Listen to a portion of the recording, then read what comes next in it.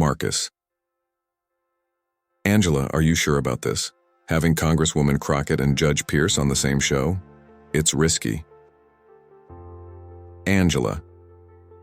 That's what makes good television, Marcus. The Congresswoman has been vocal about judicial corruption, and Judge Pierce is the face of judicial integrity. It's a perfect contrast. Marcus. Lowering his voice, Pierce is a personal friend.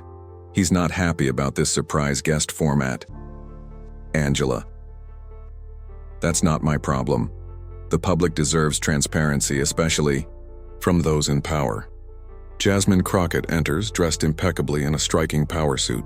She exudes confidence. Jasmine. Good evening, Ms. Rhodes. Thank you for the invitation.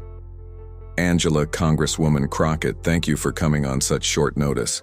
I hope you're ready for a lively discussion. Jasmine, with a knowing smile, I wasn't elected to shy away from difficult conversations.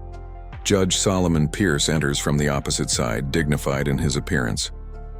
His eyes narrow slightly upon seeing Jasmine. Angela, Judge Pierce, welcome to the show. Judge Pierce, coldly formal, Ms. Rhodes. I wasn't informed Congresswoman Crocket would be joining us. Jasmine, extending her hand, Judge Pierce. Always a pleasure to see representation from our esteemed judicial system. Pierce reluctantly shakes her hand. The tension is palpable. Producer, OS. 2 minutes to air. Marcus. To Angela, whispering, keep it civil.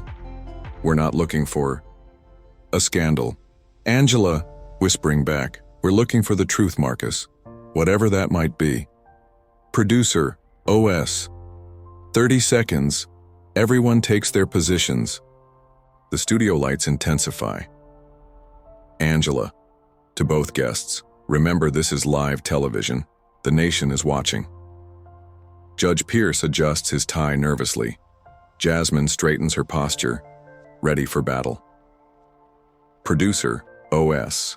5, 4, 3, 2, the on-air sign illuminates. Angela to camera. Good evening, America. I'm Angela Rhodes, and this is Justice in Focus. Tonight we have a special edition focusing on the integrity of our judicial system. Joining me are two distinguished guests. Federal Judge Solomon Pierce, celebrating his 30th year on the way bench, and Congresswoman Jasmine Crocket from Texas, a former civil rights attorney and outspoken advocate for judicial reform. Camera pans to show both guests sitting across from each other. Angela, conted. Judge Pierce, let's start with you. Recently, there have been allegations of corruption within the federal court system. As someone with your experience, how do you respond to critics who say judges are increasingly influenced by political and financial interests? Judge Pierce. Thank you, Angela. These allegations are largely unfounded. Our judicial system, while imperfect, remains one of the most transparent and impartial in the world. Judges take an oath to uphold the Constitution, and the vast majority honor that oath every day. Angela, Congresswoman Crocket, your perspective? Jasmine. With all due respect to Judge Pierce, transparency doesn't mean integrity. I've seen firsthand how justice can be manipulated. When judges accept speaking engagements with hefty honorariums, when they rule consistently in favor of corporations that later hire their family members, we have to question whether justice is truly blind or if it's peeking through the blindfold at who has the deepest pockets. Judge Pierce. Defensively. That's an offensive generalization, Congresswoman. You're painting all judges with the same broad brush based on isolated incidents. Jasmine. Judge. Let's talk about the Westland development case. A $500 million development project where the environmental impact studies were mysteriously dismissed. Judge Pierce shifts uncomfortably. Judge Pierce. That case was decided on its legal merits, Congresswoman. Not everything is a conspiracy. Angela, let's bring in another perspective. Joining us remotely is Senator William Hayes, who serves on the Judiciary Committee. Senator, what's your take on this debate? A screen shows Senator Hayes appearing confident and composed. Senator Hayes: Thank you, Angela. Judge Pierce has an exemplary record. Congresswoman Crockett's insinuations are exactly why public trust in institutions is eroding. We need to support our judiciary, not undermine it with baseless accusations. Jasmine: Baseless, Senator? 3 weeks after the Westland ruling, Judge Pierce's son was hired by Westland's parent company with a 6-figure salary. Coincidence? The studio falls silent. Judge Pierce's face hardens. Judge Pierce: My son's career has nothing to do with my rulings. That's a personal attack, and it's beneath this discourse. Angela: Judge Pierce, did you disclose this potential conflict of interest during the case? Judge Pierce, hesitating: My son was not employed by them during the proceedings. There was no conflict to disclose. Jasmine: But the job offer was already extended, wasn't it? While you were still deliberating? The tension escalates as Judge Pierce realizes he's been cornered. Marcus, through Angela's earpiece: We need to go to commercial. Now. Angela: We'll continue this discussion after a short break. Stay with us. The on-air sign dims. Judge Pierce, angrily to Jasmine: You came prepared to ambush me. This is a witch hunt. Jasmine: I came prepared with facts, Judge. Something you seem uncomfortable facing. Marcus, rushing in: This is getting out of hand. Angela, we need to dial it back. Angela: We're just getting to the truth, Marcus. Isn't that our job? While they argue, Jasmine notices a young woman hovering near the studio entrance, clutching a folder, looking nervous. Producer: Back in TUB 30 seconds. Everyone retakes their positions, the atmosphere now charged with hostility. Angela: Welcome back to Justice in Focus. Before the break, we were discussing potential conflicts of interest in the judiciary. Angela shifts her notes, revealing a new angle. Angela, Contid: Judge Pierce, let's discuss the Ryland case where you ruled against workers seeking compensation for health issues caused by chemical exposure. The company in question later donated substantially to a foundation where you serve as a board member. Judge Pierce, visibly agitated: That's completely unrelated. The foundation works to provide legal education to underprivileged youth. The EE donation came months after my ruling and had no bearing on it. Jasmine: Yet you never recused yourself despite having connections to Ryland's defense team through various charity events and private dinners. The public record shows at least 7 such occasions. Judge Pierce: Networking events are part of professional life, Congresswoman. They don't constitute a conflict of interest. Jasmine: What about the text messages, Judge Pierce? A deathly silence falls over the studio. Judge Pierce, genuinely confused: What text messages? Jasmine: Between you and Ryland's CEO, discussing the case outcome before your ruling was published. Judge Pierce, face paling: That's absurd. That never happened. Angela: Congresswoman, that's a serious allegation. Do you have evidence of such communications? Jasmine, confidently: I do. And so does Diana Flores. Judge Pierce's expression changes to one of shock. Judge Pierce, whispering: Diana. Jasmine, your former assistant, the one you fired after she questioned those late-night meetings with certain attorneys. She kept records, Judge. Detailed records. The young woman at the studio entrance steps forward into the light. It's Diana Flores. Marcus, through earpiece: Angela, who is that? She's not authorized to be on set. Angela, ignoring Marcus: It seems we have an unexpected guest. Ma'am, would you care to identify yourself for our viewers? Diana approaches cautiously, still clutching her folder. Diana. My name is Diana Flores. I worked as Judge Pierce's judicial assistant for 3 years until 4 months ago. Judge Pierce. This is inappropriate. She signed confidentiality agreements. This is a clear breach.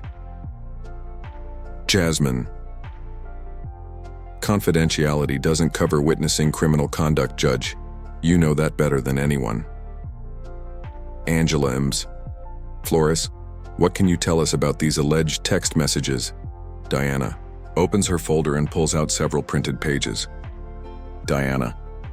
Judge Pierce used a private phone for certain communications. He thought he was being careful, but he often left it unlocked on his desk while in meetings. I took screenshots. She hands the papers to Angela, who reviews them with widening eyes. Angela. These appear to show communications between Judge Pierce and Richard Carrington, CEO of Ryland Industries, discussing how to ensure the right outcome in the case against Ryland. Judge Pierce stands abruptly. Judge Pierce. This is slander. Those are fabricated. Angela. We have technical experts who can verify their authenticity, Judge Pierce. Senator Hayes. From the screen, nervously. I think we need to be very careful about making accusations on live television without proper verification. Jasmine. Is that concern for due process, Senator, or concern that your name appears in these messages too? Senator Hayes' face contorts with shock. Senator Hayes, that's preposterous. Diana. Page 4. Third message down. Angela flips to the page. Angela. Reading. Hayes is on board. He'll run interference with the committee if anyone starts asking questions.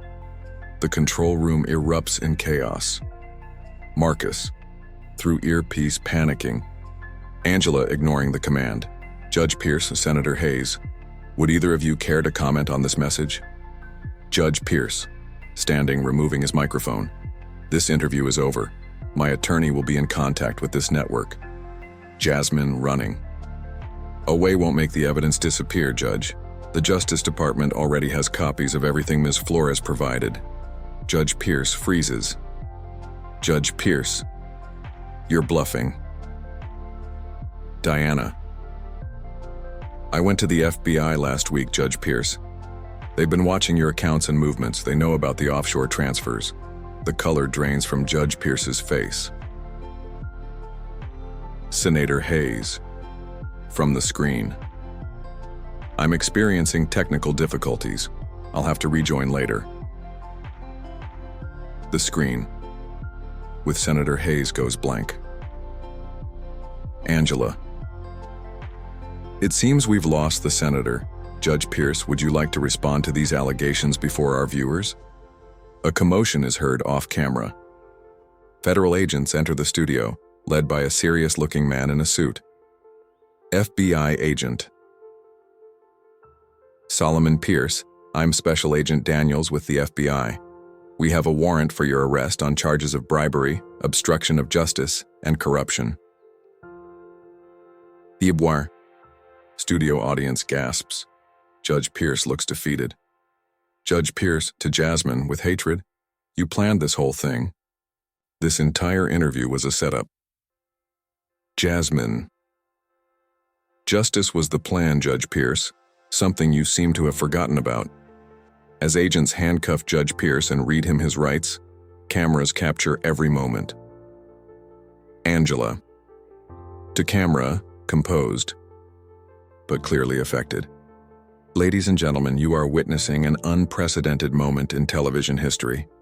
A federal judge being arrested live during our broadcast on corruption charges. We'll stay with this developing story. The studio is in chaos as Judge Pierce is led away by FBI agents. INT studio, minutes later.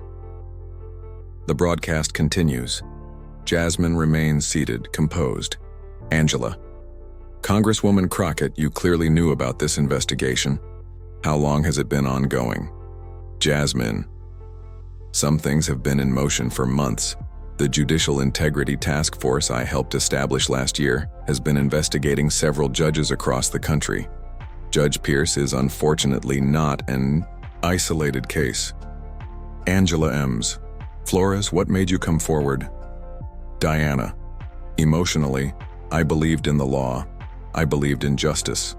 Watching Judge Pierce mock both daily while ruining lives with his corrupt rulings, I couldn't stay silent anymore. Jasmine. That's the courage we need in our system. People willing to stand up for what's right, even when it's difficult. Angela. Our sources are now confirming that Senator Hayes has also been taken into custody at his office. This is truly unprecedented. Marcus approaches Angela, no longer trying to stop the broadcast but now embracing its historic nature. Marcus Ondu, whispering. We're trending #1 worldwide. Every network is picking this up. Angela. Before we end our broadcast, Congresswoman Crockett, what message do you have for other judges or officials who might be involved in similar schemes? Jasmine, looking directly into camera. Justice may be blind, but the American people are watching. You can hide behind robes and titles, but accountability will find you. Tonight proves that no one is above the law. Not judges, not senators, not anyone. To those with integrity in our system, stand firm. To those corrupting it, your time is running out. Angela. To camera. And there you have it. A night that will surely go down in history as a turning point for judicial accountability in America. I'm Angela Rhodes, and this has been a special edition of Justice in Focus. Good night. The on-air sign dims. The studio erupts in conversation. News crews from other networks rush in for follow-up interviews. Marcus. Approaching Angela. And Jasmine. That was just incredible. Terrifying, but incredible. Jasmine. Sometimes justice needs a spotlight, Mr. Washington. Angela, Congresswoman, I have to ask, why our show? Why me? Jasmine, smiling, because you've never been afraid to speak truth to power, and tonight America needed to see the truth, unfiltered and unedited. Jasmine's phone buzzes. She checks it. Jasmine. The Judicial Committee chairman is calling. An emergency session. This is just the beginning. As Jasmine walks away to take the call, we see Diana being comforted by a producer, her face showing both relief and anxiety. Marcus. To Angela, you realize we just changed history, don't you? Angela, watching Jasmine. No, Marcus, she did. We just kept the cameras rolling. Ex-GNN building. Night. Judge Pierce is led into a black SUV, cameras flashing around him. Across the street, on a digital billboard in Times Square, the live footage of his arrest plays for thousands to see. Social media counters show the story exploding across platforms with hashtags #Justice Served and No One Above the Law trending. Globally, Jasmine emerges from the building immediately surrounded by reporters. Reporter. Congresswoman, is this just the beginning? Are there more judges under investigation? Jasmine, with quiet determination. The pursuit of justice is never finished. Tonight was just one chapter in a much longer story. As Jasmine walks through the crowd, her silhouette framed against the Washington Monument in the distance, see people watching the breaking news on their phones in bars and homes across America. The story is everywhere.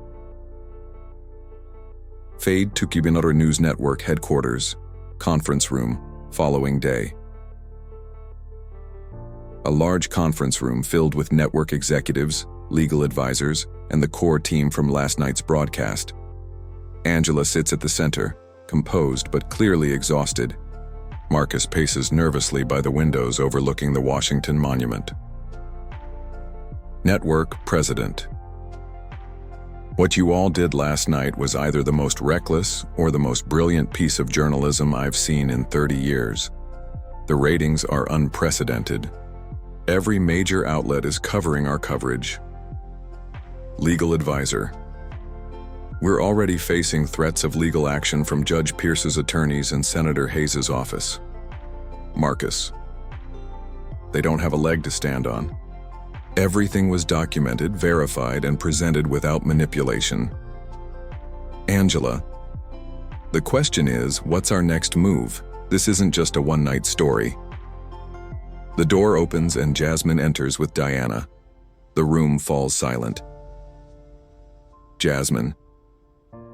I apologize for the interruption.